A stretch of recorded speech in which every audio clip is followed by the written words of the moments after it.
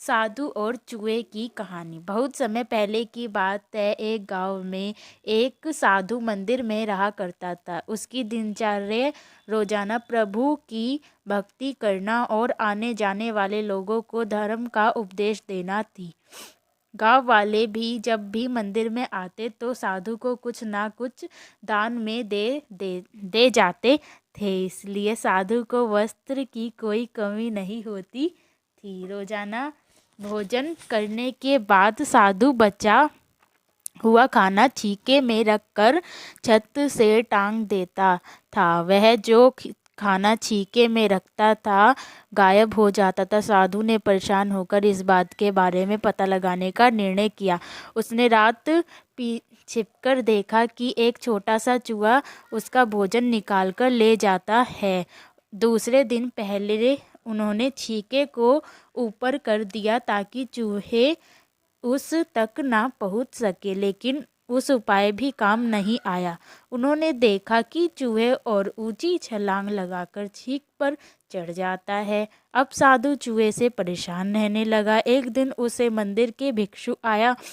उसने साधु को परेशान देखा और उसकी परेशानी का कारण पूछा तो साधु ने भिक्षु को पूरा किस्सा सुनाया।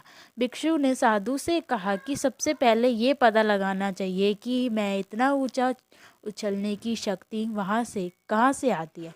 उसी रात भिक्षु और साधु दोनों ने चुपके से चूहे का पीछा किया और देखा कि मंदिर के पीछे चूहे ने अपना बिल बनाया हुआ है। चूहे के जाने के बाद उन्होंने बिल को खोदा तो भंडार देखा कि बिल में खाने पीने के सामान का बहुत सारा भंडार है। तब भिक्षु ने कहा कि इसी वजह से ही चूहा में इतनी ऊपर उछलने की शक्ति आती है। उन्होंने इस सामग्री को निकाल कर गरीबों में बांट दिया। जब चूहा वापस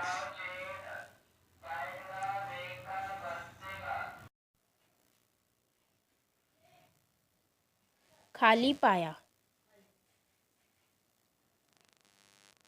तो उसका पूरा आत्मविश्वास समाप्त हो गया। उसने सोचा कि वह फिर से खाने पीने का सामान इकट्ठा कर लेगा। यह सोचकर आत्मविश्वास की कमी के कारण वह अपनी नहीं पहुंच पाया और साधु